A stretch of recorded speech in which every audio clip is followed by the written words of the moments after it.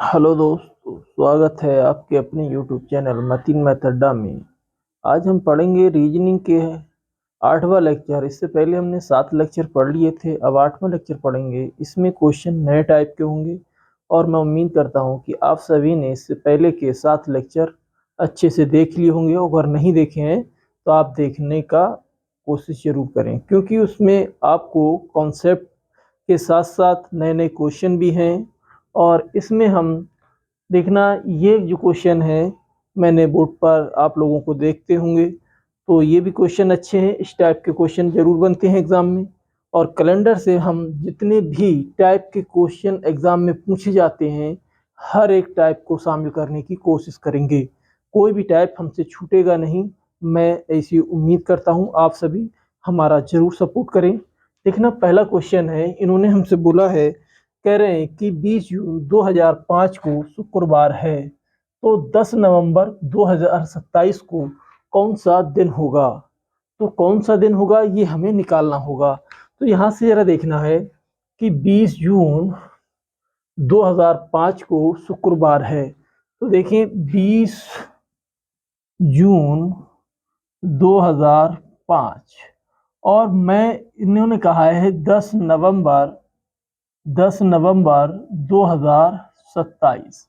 तो हम ऐसा करते हैं कि 2027 है, यहाँ 5 है, तो मैं भी इसमें जो नवंबर है हम इसमें काउंट करेंगे 20 जून 2027 तक के दिन। सबसे पहले कैसे लिखेंगे, 20 जून 2027 और 20 जून 2027 में 2005 माइनस करोगे तो आपको कितना वर्ष मिलेगा, 22।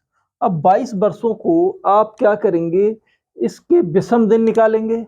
विषम दिन मैंने पहले बताया था कि कैसे निकालते हैं। अगर दहाई तक के वर्ष हैं उसमें विषम दिन, यानी ईयर को आप 4 से डिवाइड करोगे और ईयर जोड़ दोगे और टोटल के बटे में आप 7 कर दोगे। तो यहाँ से अगर हम लिखें 22/4 प्लस 22 और बटे में 7, 4 से डिवाइड करेंगे 5 बार चला जाएगा।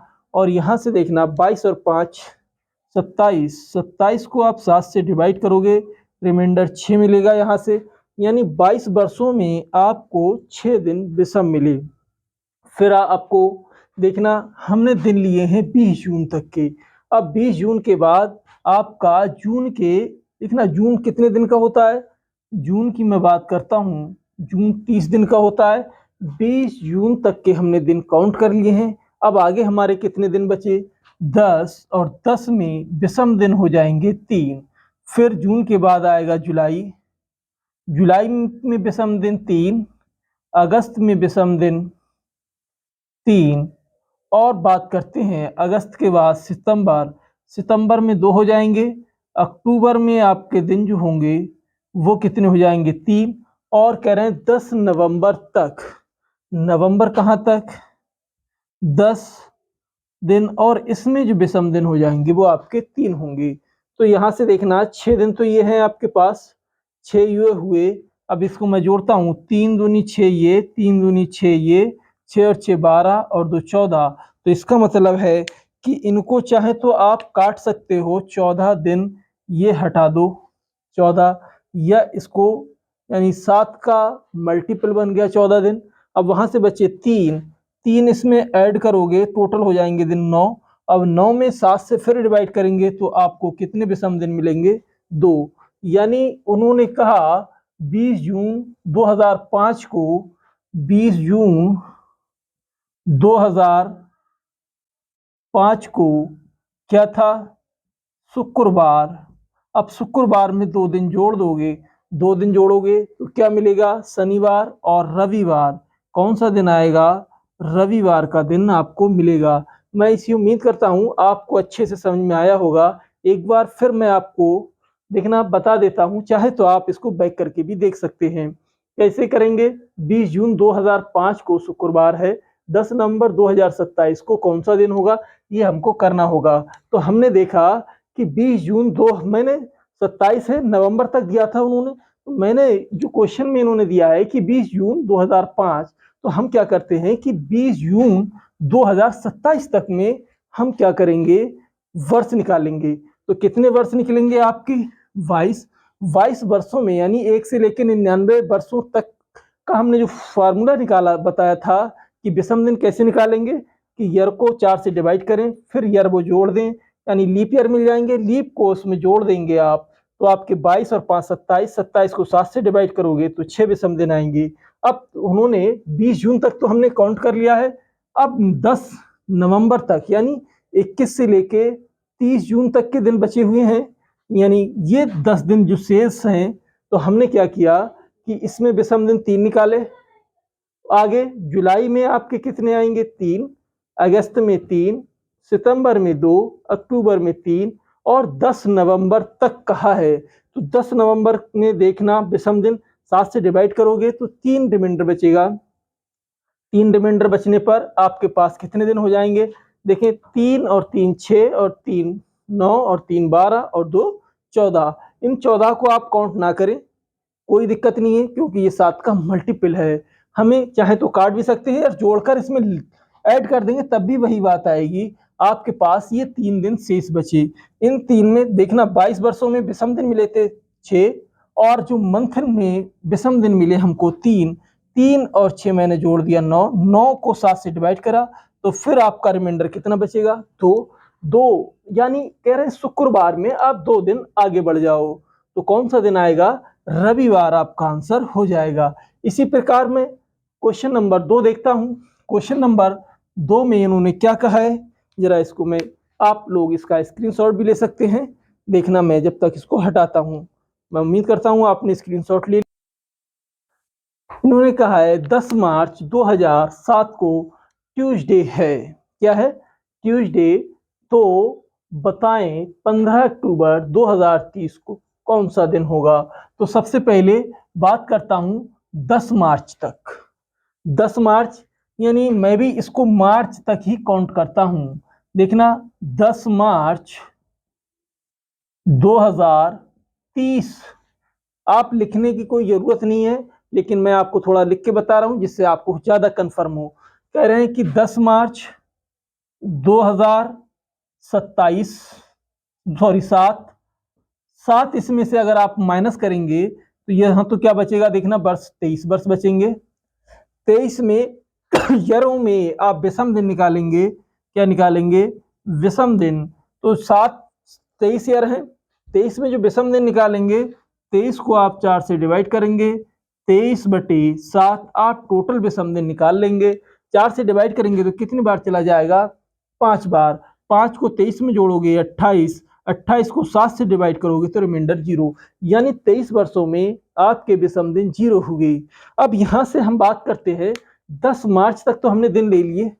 अब 10 मार्च के बाद अगर हम बात करें कि मार्च का महीना 31 का है, मार्च 31 का है, और 31 में 10 दिन हमने काउंट कर लिए हैं, तो आपके जो शेष दिन बचेंगे 21, 21 को अगर 7 से डिवाइड करेंगे तो आपको विषम दिन 0 मिलेंगे। कितने मिलेंगे, 0। अप्रैल में आपको विषम दिन कितने मिलेंगे, 2 मिलेंगे। मई में आपको विषम दिन 3 मिलेंगे। फिर बात करते हैं जून में 2 मिलेंगे। जुलाई में आपको विषम दिन 3, अगस्त में विषम दिन 3 और सितंबर में विषम दिन 2, और अक्टूबर की बात करें तो उसने कहा हमसे 15 अक्टूबर, और 15 अक्टूबर में आप विषम दिन निकालोगे तो कितना बचेगा, 1। कितने हो जाएंगे, 1 होंगे। अब क्या करेंगे हम, देखना यहाँ से 2 और 3 5, 5 और 2 7, इसको हटा दें, पूरा एक कंप्लीट जोड़ा बन रहा है। 3 और 3 6 और 1 7, इसको भी हटा दें।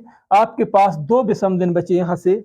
अब 2 यहाँ से देखना विषम दिन बचे। ट्यूसडे में क्या करेंगे, ट्यूसडे में आप 2 दिन आगे बढ़ जाओगे।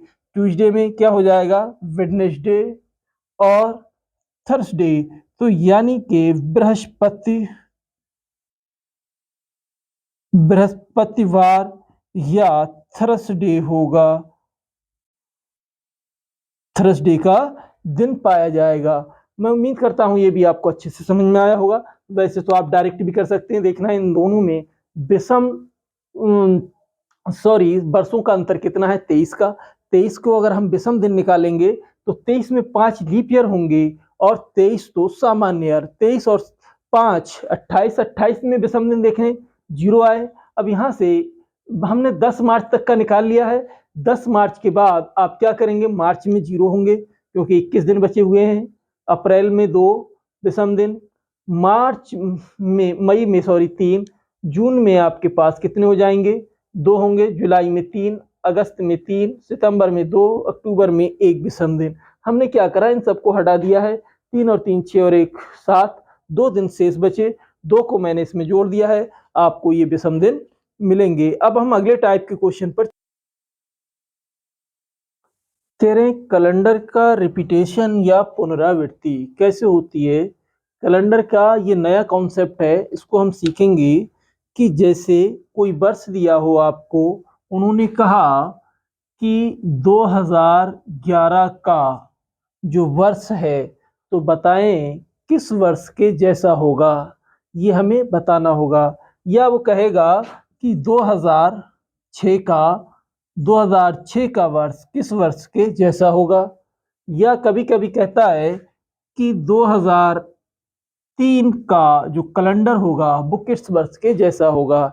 जैसे उसने कहा कि जैसे का मतलब है कि 2003 के कैलेंडर में सपोज करो कि 1 जनवरी 2003 को मंडे है, तो ये बताना होगा कि 1 जनवरी को मंडे कौन से वर्ष के कैलेंडर में आपको मिलेगा। तो मैं इसका आपको कॉन्सेप्ट बता रहा हूँ, देखना होगा कि जैसे अगर हम देखें सबसे पहले कि लीप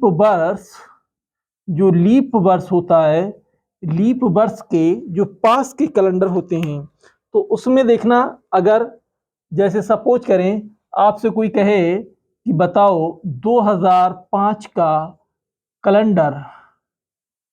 कैलेंडर किस वर्ष के जैसा होगा, किस वर्ष के जैसा होगा, तो आपको सबसे पहले ये देखना है कि इस वर्ष 2005 से पहले जो लीप वर्ष था किस वर्ष था, लीप वर्ष था वो किस वर्ष था, आपको ये देखना है। तो कैसे करेंगे कि हमें 2005 और इससे पहले जो लीप वर्ष था आपका 2004 था।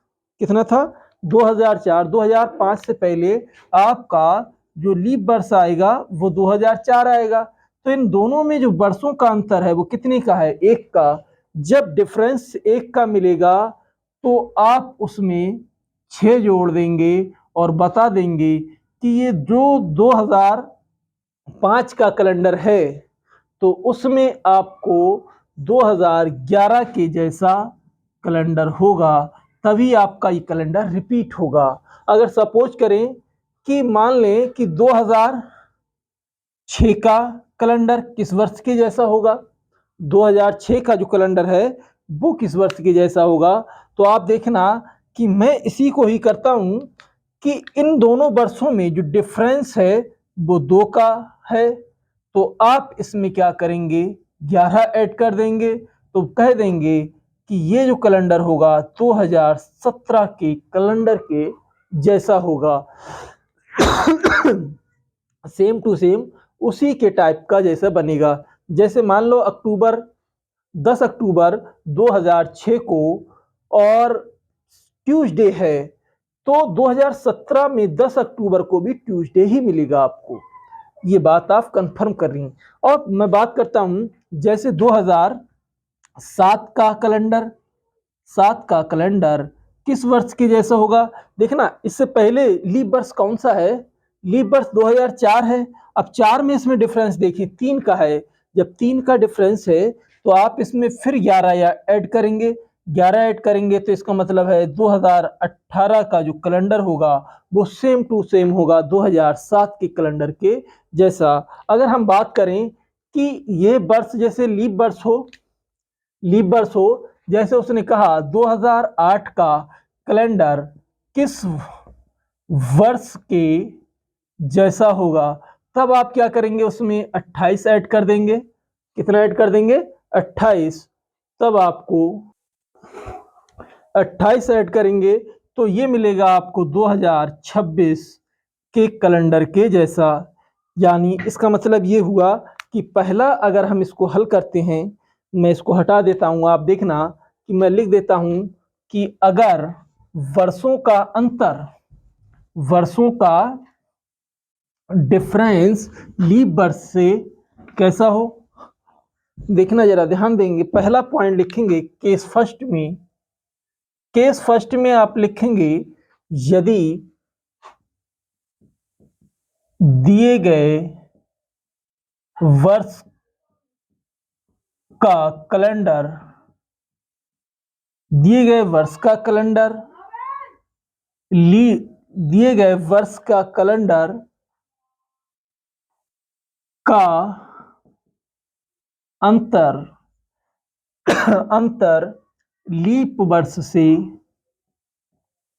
लीप वर्ष से एक वर्ष का अंतर है, तो आप उसमें 6 जोड़ेंगे, 6 जोड़ेंगे। और यदि के सेकंड में क्या करेंगे, के सेकंड में यदि दिए गए वर्षों का अंतर, नहीं दिए गए वर्ष के कैलेंडर का अंतर लीप वर्ष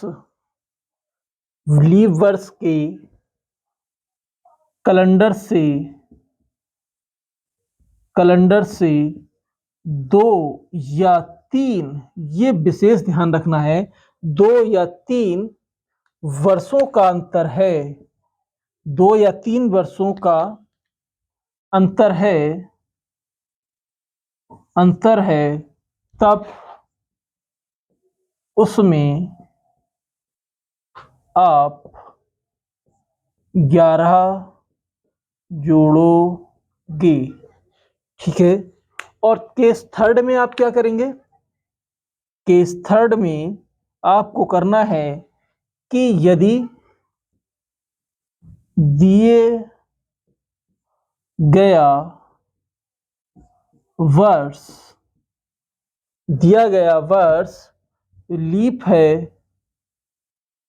तब आप उसमें 28 जोड़ोगे, तब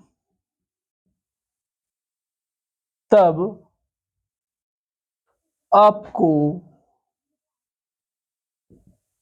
उसी वर्ष के कैलेंडर जैसा मिलेगा, दिए गए वर्ष के कैलेंडर जैसा मिलेगा। तो आपको मैं बता देता हूं, जैसे इन्होंने कहा कि वर्ष एक का अंतर हो, पहले के लिए मैं अगर 2-3 क्वेश्चन हल करता हूं। जैसे उसने कहा 2017 का कैलेंडर किस वर्ष के जैसा होगा, तो देखना लीप वर्ष इससे पहले कौन सा होगा, लीप वर्ष 2016 होगा। इनमें डिफरेंस 1 का आ रहा है, जब 1 का आ रहा है तब आप क्या करेंगे, इसमें 6 जोड़ देंगे। जब 6 जोड़ेंगे तो 2000 कितना हो जाएगा, 23, यानी 2023 में जो कैलेंडर है वो 17 के जैसा होगा, वही कैलेंडर रिपीट हो जाएगा।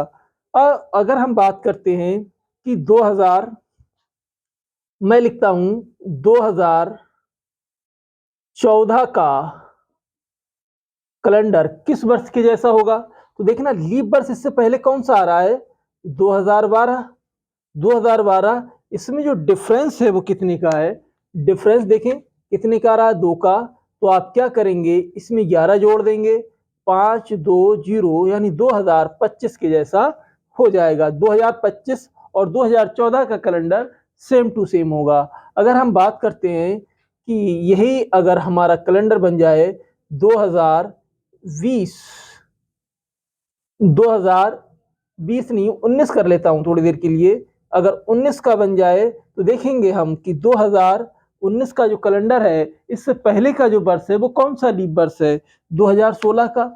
16 में देखना 2016 का लीप वर्ष है और इसमें डिफरेंस देखें कितने का हो रहा है, 3 का। तब आप इसमें 11 ऐड कर दोगे यानी 0 3 और 2030 यानी 2030 का जो कैलेंडर होगा वो 2019 के जैसा होगा। ये बात ध्यान रखना। आगे मैं इसी तरीके से अगर आप बात करें 2000 लीप वर्ष का जो कैलेंडर दिया हो, जैसे 2016 हो, उसमें क्या करेंगे आप 28 जोड़ दें। 28 जोड़ोगे तो तुरंत आपके पास 8 8 6 14 हासिल 1 कितना हो जाएगा 4। 2044 में जो कैलेंडर होगा वो 2016 और 2044 का कैलेंडर सेम टू सेम होगा। अगर हम बात करते हैं कि 2000 मैं बात करता हूं दो 1996 का कैलेंडर किस वर्ष के जैसा होगा, इसमें आप 28 जोड़ दें। 28 जब जोड़ेंगे तो कितना मिलेगा 8 8 6 14 हासिल 1 और 2 12 हासिल 1 2 यानी 2024 के जैसा ये कैलेंडर हो जाएगा आपका। तो मैं उम्मीद करता हूं कि जब कैलेंडर का रिपीटेशन होगा तो वो कैसे आप एक बार फिर से रिपीट कर लेते हैं। अगर वर्षों का अंतर आपको एक का मिल रहा है लीप वर्ष से और दिए गए कैलेंडर में जो अंतर है एक का है तो वहां आपको 6 जोड़ना है। और अगर दिए गए वर्ष का जो कैलेंडर है 2 या 3 का अंतर है तो वहां आपको 11 जोड़ना है। और यदि लीप वर्ष है तो वहां कोई भी संख्या बिना देखे कुछ भी किए आप उसमें सीधे डायरेक्ट 28 जोड़ दें, आपको रिपीट कैलेंडर मिल जाएगा।